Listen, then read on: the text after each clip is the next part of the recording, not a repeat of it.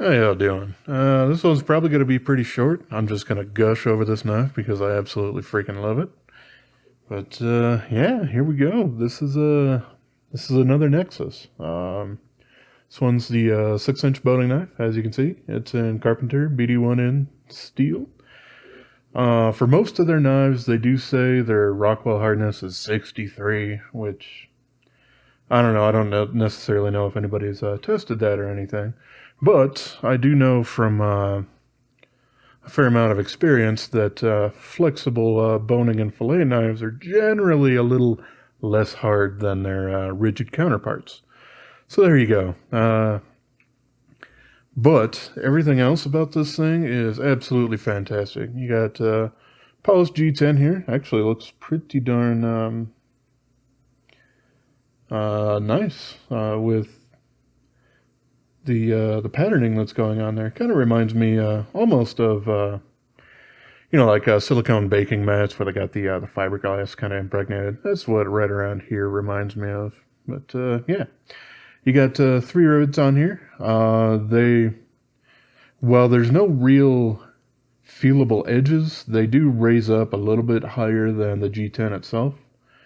But you can kind of see that the handle has a little bit of raises up to them, so it is purposeful. It's not really a fit and finish thing, and basically everywhere else around is absolutely perfect.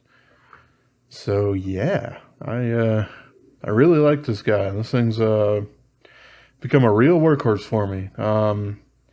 And funny enough, even though it's a boning knife, I actually use it a little bit more for fillet tasks. And even more interesting than that, usually not fillet tasks for fish, but things like melon and pineapple. They do work. It does work just fine. I've removed the skin off of some salmon and Pacific whiting and whatnot with it, and it works fine. You might want one that's a little bit more flexible than that for this. And doing boning tasks, it's fine. You have plenty of small sharp tip space to go on for that.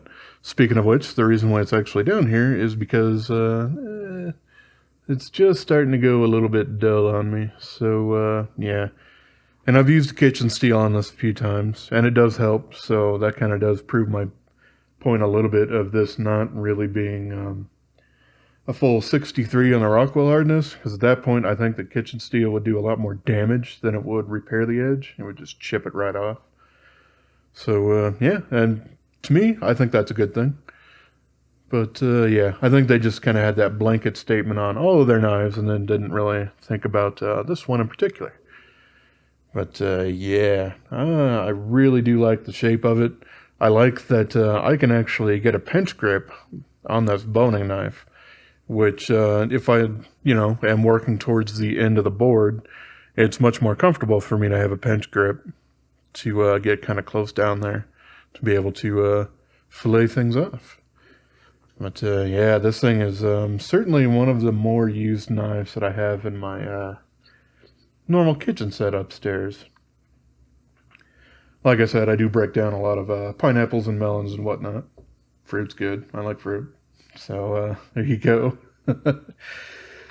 But yeah, this thing is just kind of losing its edge right around the tip kind of area here. So I figured while I had it downstairs for a little sharpening up, I figured I could talk about it a little bit.